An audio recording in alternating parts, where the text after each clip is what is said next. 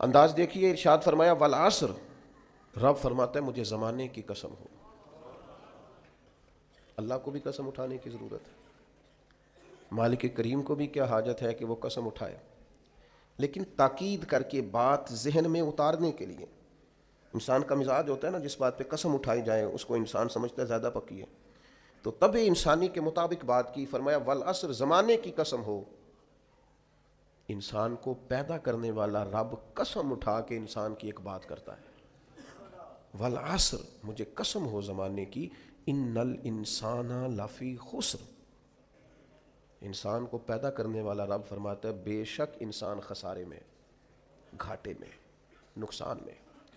لوگ اس کو کہہ رہے ہیں بڑا سیٹ ہے، لوگ کہہ رہے ہیں بڑا کامیاب، یہ بھی کہہ رہا ہے اللہ کا بڑا شکر ہے، لیکن پیدا کرنے والا رب، انسان کو بنانے والا، اس کو جاننے والا رب فرماتا ہے مجھے زمانے کی قسم ہو یہ نقصان میں ہے۔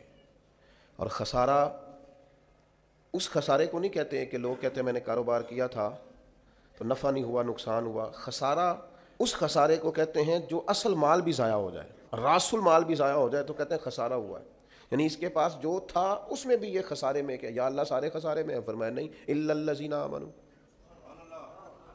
جن میں 4 صفتیں پائی جائیں وہ نہیں خسارے میں۔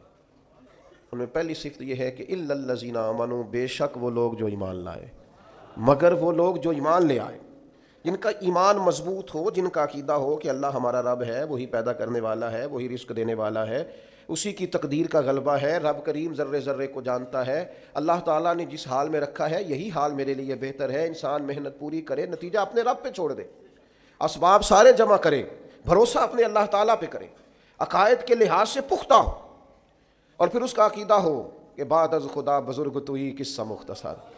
کائنات میں سب سے عرفہ والا، عظمتوں والے، شانوں والے، بلندیوں والے، رفتوں والے، کائنات کے امام، نبیوں کے امام، رسولوں کے امام، فرشتوں کے امام، محبوب مطلق اگر کوئی ہے تو جناب محمد رسول اللہ ہے صلی اللہ تعالی علیہ وسلم۔ سب سے اولا ہو اعلیٰ ہمارا نبی، سب سے بالا ہو اعلیٰ ہمارا نبی، اپنے مولا کا پیارا ہمارا نبی، اور دونوں عالم کا دھولا ہمارا نبی۔ نظریاتی پختگی حاصل ہو، عقائد پختہ ہو، ایمان میں عقائد پوری طرح داخل ہے، عقائد اہل سنت کا پابند ہو بندہ۔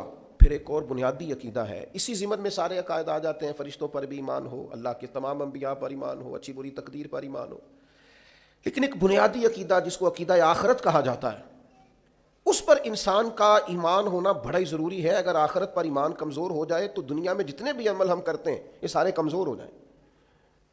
یہ جو لوگ ڈپریشن میں، ٹینشن میں، انزائٹی میں چلے جاتے ہیں اور ایک بات بار بار کرتے ہیں کہ میرے ہی ساتھ ایسا کیوں ہوتا ہے، آخر بڑی ہی کوشش کے بعد میں ہی ناکام کیوں رہ گیا، تو انہیں بتایا جائے گا کہ کامیابی پتہ کیا ہے؟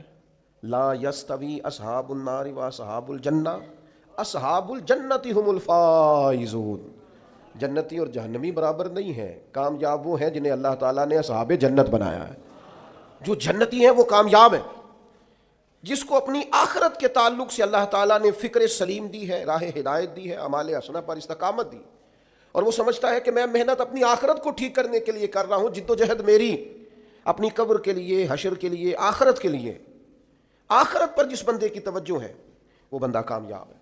اس لیے دنیا میں اگر دنیاوی طور پر کوئی ناکامی آ بھی جائے تو کوئی اتنی بڑی ناکامی نہیں ہے، اس لیے کہ اصل کامیابی آخرت کی کامیابی۔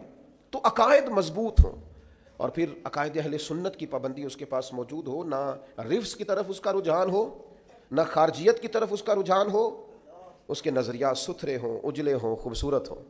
وہ رسول پاک کی ذات گرامی کی پوری غلامی کرنے والا وہ شخص، تو اس کے نظریات اعلیٰ ہوں۔ تو فرمایا کہ انسان خسارے میں ہے، الا الذین آمنوا، مگر وہ لوگ جو ایمان لائے، وعملوا الصالحات، اور جنہوں نے نیک اعمال کیا۔ اور یہاں بات ختم نہیں ہوئی، 2 صفتیں اور بھی پیدا کریں۔ یہ 2 باتیں ان کی اپنی ذات تک تھیں، آمنوا وعملوا الصالحات، یہ 2 باتیں ان کے اپنے لیے تھیں۔ اب وہ سوسائٹی کو کیا دیں؟ 2 کام معاشرے کے لیے بھی کریں، وتواصوا بالحق، حق بات کی نصیحت کریں وہ معاشرے میں، خیر کی بات کی نصیحت کریں، وائرل باتیں نہ کریں کہ آج کل یہ موضوع چل رہا ہے تو ذرا میں اس پر بولوں گا تو کچھ ویوز میرے بھی بڑھ جائیں گے، وائرل باتیں نہیں کریں۔ وتواصوا بالحق، وہ حق بات کی نصیحت کریں، کلمہ حق کہیں اور حکمت کے ساتھ کہیں، ادعو الی سبیل ربک بالحکمہ، دانائی کے ساتھ کہیں، لوگوں کو سمجھانے کی نیت سے کہیں، کلمہ حق ان کی زبان پر آئے۔ اور میرے نبی پاک علیہ السلام نے فرمایا سب سے افضل جہاد ظالم بادشاہ کے سامنے کلمہ حق کہنا ہے. آپ حق کے ساتھ کھڑے ہوں، پھر آپ لوگوں کو امر بالمعروف کریں، پھر نہیں عن المنکر کہیں، اور وہ بھی بندہ دیکھ کے نہیں. اگر امیر آدمی غلطی کر رہا ہے تو پھر آپ خاموش ہیں، اور کسی غریب کو کرتے دیکھ لیا ہے تو آپ نے دینی حکمت کو بھی پیش نظر نہیں رکھا اور اسے رسوائی کر دیا ہے، آپ نے اسے سخت ترین تکلیف سے گزار دیا ہے. حق بات کی نصیحت کریں، اور جو لوگ حق بات کہتے ہیں نا ان پر تکلیف بھی آتی ہے. تکلیف آتی ہی ہمیشہ حق کہنے والوں پر. تو چونکہ میدان لگایا ہے، اب حق میں نکلے ہو، اب تم نے سفر شروع کیا ہے تو بھائی پیروں پہ چھالے تو پڑیں گے. سفر کرو گے تو تھکاوٹ تو ہوگی، کوئی رستہ طے کرو گے تو گرد تو پڑے گی. اگر کسی سمت تیز دوڑو گے تو مخالف سمت سے ہوا تو تیز آئے گی. اب وہاں گھبرانا نہیں، کمزور نہیں پڑنا، تھکی باتیں نہیں کرنی. اب ایسا نہ ہو کہ تم نے معذرت خواہانہ رویہ اختیار کیا. وَتَوَاصَوْا بِالْحَقِّ وَتَوَاصَوْا بِالصَّبْرِ. وہ حق بات کی وصیت کرتے ہیں اور ایک دوسرے کو صبر کی تلقین کرتے ہیں. 4 صفات پیدا کریں تو خسارے سے بچ سکتے ہیں.